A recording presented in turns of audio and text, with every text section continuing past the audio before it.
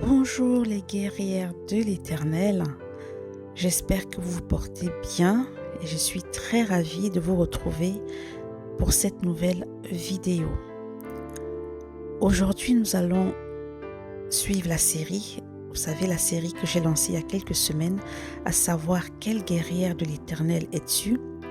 Par contre, aujourd'hui, nous allons voir un contre-exemple flagrant à travers deux personnages. C'est pourquoi cette vidéo, je vais l'intituler « Ne sois pas une guerrière au service du diable ». Pour cela, nous allons étudier le personnage de Jézabel et de Delilah. Je vais commencer par Jézabel. Qui était Jézabel?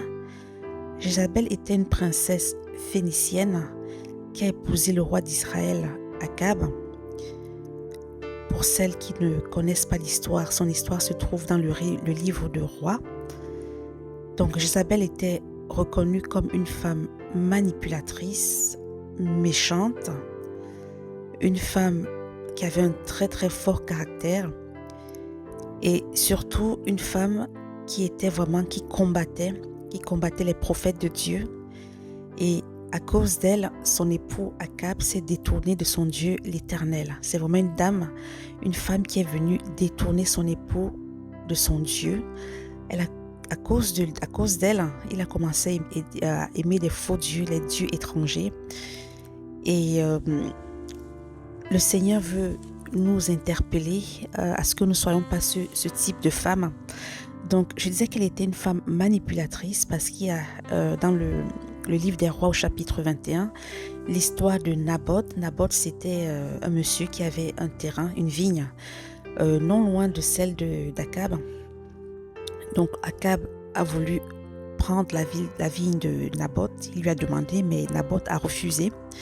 Donc, Akab, le roi, est allé se plaindre auprès de son épouse Jézabel, qui a écrit une lettre aux sages de sa communauté en se faisant passer pour Akab, parce que Akab n'était pas du tout au courant de la lettre que Jézabel a envoyée pour condamner Naboth. Et à cause de cette lettre, Naboth s'est fait tuer et Akab a pu récupérer la vigne de Naboth. Donc, c'était vraiment une femme manipulatrice, une femme autoritaire parce que vraiment elle avait pris le pouvoir sur son mari. Elle prenait des décisions à sa place, malheureusement des décisions contraires à ce que l'Éternel recommandait. Donc c'était vraiment elle plutôt qui était le roi, parce que toutes les décisions qu'elle prenait parfois à l'insu de son mari, c'était vraiment des décisions qui condamnaient le peuple, qui amenaient le peuple à adorer de faux dieux, qui n'honoraient pas l'Éternel. Donc le Seigneur veut nous interpeller à ne pas être ce type de femme.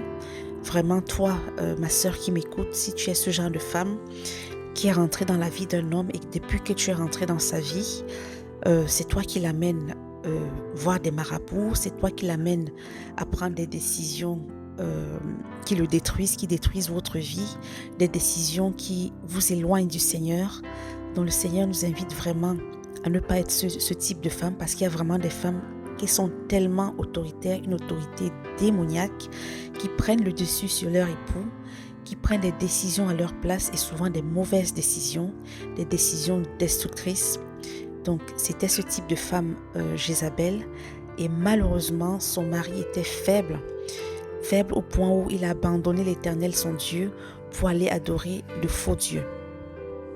Donc il est même dit, précisé dans le livre de 1 Roi, chapitre 21, à partir du verset 25, il est écrit « Il n'y a eu personne qui se soit vendu comme Akab pour faire ce qui est mal aux yeux de l'Éternel, et Jézabel, sa femme, l'y excitait.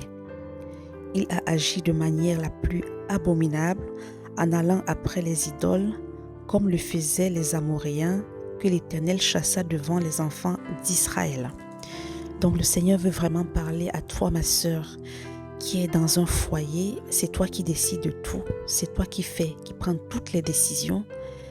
Déjà, dans un premier temps, le Seigneur nous a dit que c'est l'homme qui est le chef de la maison. C'est l'homme qui a l'autorité. Déjà, tu lui prends cette autorité. Et malheureusement, pire, tu utilises cette autorité pour faire le mal, pour prendre les mauvaises décisions. C'est toi qui incites le monsieur à peut-être prendre des décisions, par exemple prendre des crédits, vraiment toute décision contraire à la volonté de Dieu. C'est toi qui l'oblige à le faire, qui le manipule, parce que Jézabel était vraiment une grosse manipulatrice. Donc par ta manipulation, tu l'amènes à prendre de mauvaises décisions. Par ta manipulation, tu prends des décisions à son insu, qui condamnent la famille, qui condamnent votre lignée et qui fait beaucoup de décisions qui font beaucoup de mal autour de vous. Donc le Seigneur veut t'interpeller, toi ma sœur, qui te reconnais être une Jézabel dans ton couple, dans ton foyer, à vraiment revenir, à redonner les rênes à ton époux, mais surtout à revenir vers le Seigneur. Vraiment revenir vers le Seigneur, attirer, parce que nous les femmes, nous sommes censés être le soutien pour l'homme, mais dans le bon sens. Donc cet homme que tu as commencé à mener à faire des escroqueries, des trafics de tout genre, c'est toi qui l'amènes faire des pratiques sorcellériques chez des marabouts. Mais le Seigneur te demande, t'interpelle aujourd'hui et te demande de revenir à lui, de ramener cet homme que tu détournes de lui, parce que c'est une destinée que tu es en train de détruire. Il lui a donné une vision que tu es en train de détruire par tes décisions, parce qu'Akab était censé maintenir le peuple d'Israël dans la voie de l'Éternel, mais malheureusement il s'est laissé guider par son épouse. Il a donné le mauvais exemple à son peuple. Donc toi qui es cette femme-là qui donne le mauvais exemple à tes enfants, qui prend des mauvaises décisions, qui condamne même ta lignée, parce que le Seigneur a dit qu'il est celui-là qui punit jusqu'à la 4e génération. Donc sache que toutes les décisions, les mauvaises décisions que tu es en train de prendre, tu condamnes non seulement ton époux, par ricochet, tu détruis la vision, la mission que le Seigneur a placée dans sa vie, et en même temps tu condamnes toute une destinée.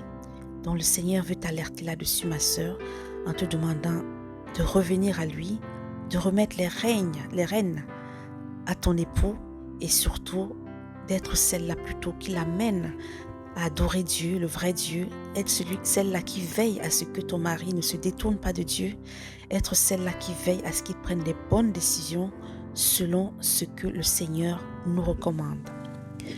À présent, nous allons voir le cas de Delilah, l'autre personnage vraiment qui était au service de Satan. Donc, qui est Delilah? Avant de parler de Delilah, je vais d'abord revenir sur le contexte où cette histoire a eu lieu. Vous vous souvenez, dans l'une de mes vidéos, j'avais parlé d'une certaine femme de Manoah à qui l'ange de l'Éternel était venu annoncer la venue d'un enfant et à qui le Seigneur avait donné des instructions de ne pas boire de liqueur forte, de ne pas boire de vin et surtout de s'assurer à ce que le rasoir ne passe pas sur la tête de l'enfant et de l'adulte également qu'il sera. Donc ce fameux enfant qui était né, c'était Samson, il s'appelait Samson, ils lui ont donné le nom de Samson, à qui Dieu a donné une grande force, et c'est lui qui protégeait le peuple d'Israël contre les Philistins. Donc il combattait vraiment contre les Philistins pour protéger son peuple. Mais malheureusement, Samson avait un gros défaut, c'est qu'il aimait beaucoup les femmes. Il était un peu volage, il passait d'une femme à l'autre et surtout, il allait surtout vers des femmes étrangères. Donc, pour revenir à Delilah, donc dans son désordre, si je puis dire, Samson a rencontré Delilah, une femme qui était réputée être prostituée, une belle femme mais prostituée. Il est allé vers elle et il s'amusait toujours à aller lui rendre visite. Et un jour, ses frères philistins, les frères de Delilah, quand je dis frères, sa communauté, ils sont venus la voir en lui disant, écoute, il y a Samson qui à chaque fois nous combat, à chaque fois on perd nos batailles contre lui. Essaye de le manipuler, essaye de le flatter afin de connaître quel est le secret de sa force. Comme ça, si on arrive à détruire le secret de sa force, on pourra dorénavant le vaincre.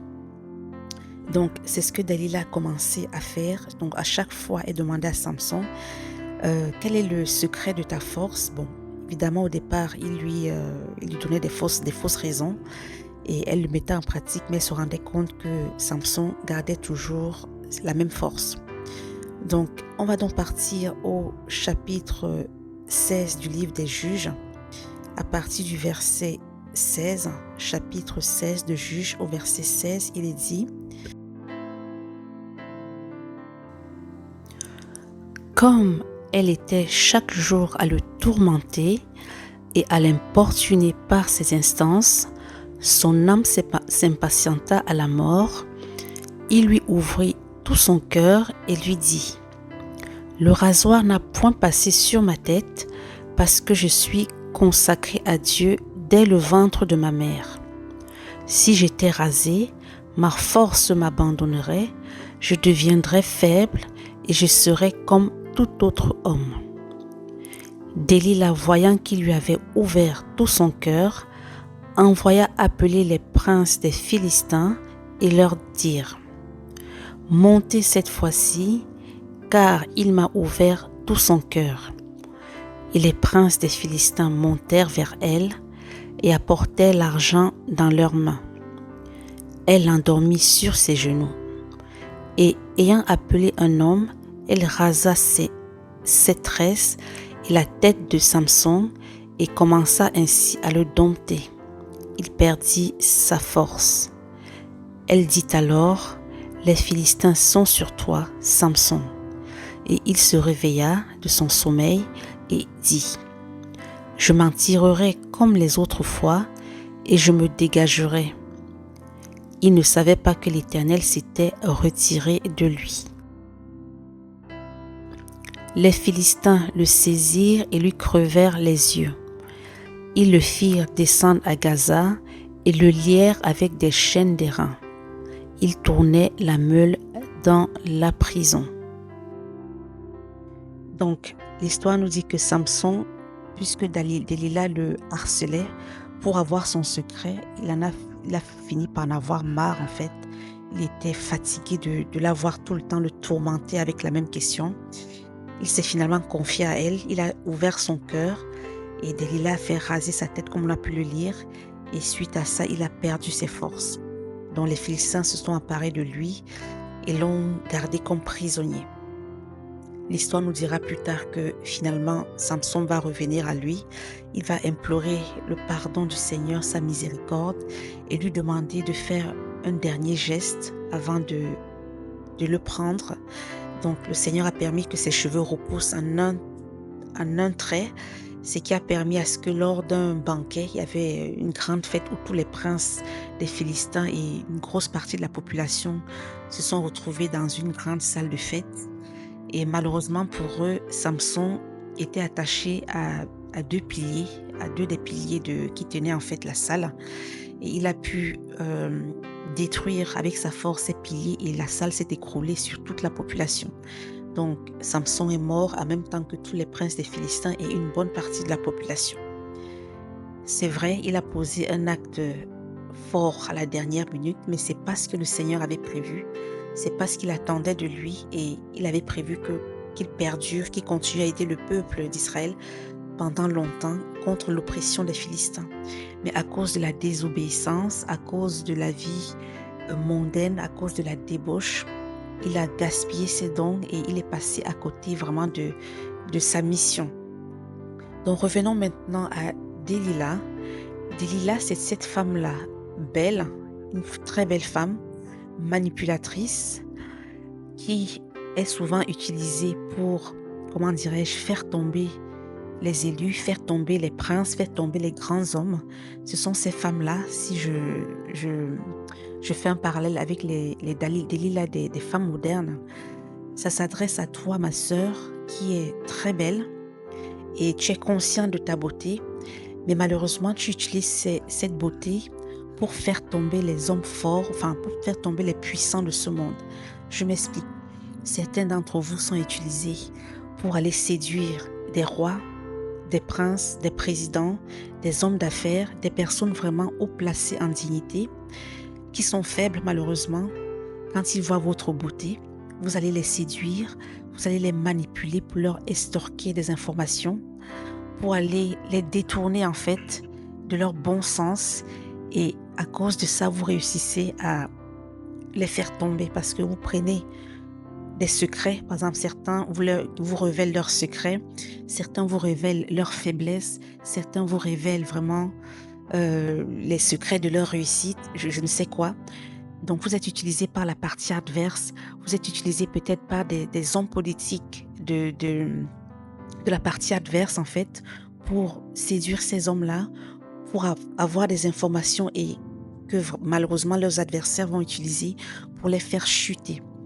Donc, sachez que le Seigneur s'adresse à vous, ces femmes, qui faites tomber souvent parmi eux. Ce sont vraiment des élus de Dieu que le Seigneur a positionnés à cette position sociale, à ce statut qu'ils ont, à ce rang social qu'ils ont, pour ses œuvres, pour sa gloire. Mais malheureusement, vous vous laissez utiliser par les parties adverses, vous vous laissez utiliser par le diable pour pouvoir faire chuter ces hommes et vraiment mettre fin au plan de Dieu.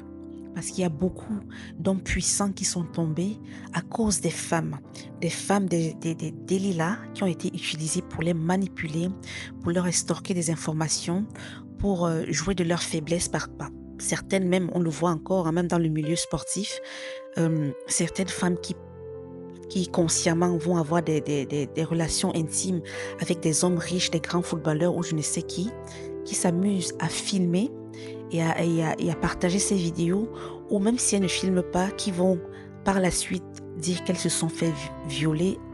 Par contre, j'aimerais m'arrêter sur ce point. Je prends les abus sexuels très au sérieux. Bien évidemment, c'est une situation qui existe, qui a lieu et que je dénonce complètement. Mais je parle uniquement de cette catégorie-là qui utilise ces abus sexuels alors qu'elles n'ont pas réellement été abusées. Donc, je parle bien de cette catégorie. Donc, je suis consciente qu'il y a des femmes qui souffrent à cause de ces abus sexuels. Mais de notre côté, il y a certaines catégories qui jouent sur ce sujet vraiment très sensible et sérieux pour pouvoir manipuler des hommes, pour pouvoir faire tomber des hommes de pouvoir, pour pouvoir vraiment, qui sont réellement au service de Satan par rapport à leurs agissements. Elles utilisent leur beauté, elles utilisent leur charme pour vraiment détruire ses destinées et surtout, malheureusement, en le faisant, elles mettent un frein à l'œuvre de Dieu, un frein à la mission de Dieu. Et le Seigneur vous alerte, vous ces femmes. Il y a même aussi une catégorie qui utilise ça peut être des femmes qui ne sont pas forcément très belles, mais qui sont, je dis, qui ont de l'influence en fait, qui sont très connues, qui sont très appréciées, vraiment les influenceuses, si je puis dire, ce qu'on appelle aujourd'hui influenceuses. Je n'accuse personne, bien évidemment, mais je dis que certaines utilisent de leur influence, de leur position dans les médias pour pour encourager des trafics de tout genre, des trafics humains, des trafics d'enfants, des trafics de jeunes filles, dont le Seigneur vous alerte par rapport à ça. Vous avez de l'influence, certes, vous êtes certes belle, mais utilisez ces dons, utilisez ces talents, cette grâce que le Seigneur vous a donnée pour attirer des âmes à lui, pour faire du bien et pour œuvrer pour Dieu et non pour Satan. Donc voilà, mesdames, donc je voulais donc vous alerter, vous sensibiliser là-dessus, à ne pas être des Jézabel ni des Delilah des temps modernes. Le Seigneur veut qu'on utilise tous les atouts qu'il nous a donnés, que ce soit notre intelligence, que ce soit notre beauté, que ce soit notre statut social, l'influence qu'on peut avoir dans la société, mais qu'on les utilise pour ses œuvres et non pour détruire ses plans. J'espère que ce message passera. J'espère que ce message est assez clair pour chacune de nous et que celles qui se reconnaissent être des Delilah ou des Jézabel, je vous prie, mes sœurs, de changer et de vraiment être des guerrières au service de l'Éternel. Je vous remercie pour votre écoute et je vous dis à très bientôt pour une nouvelle vidéo. Amen.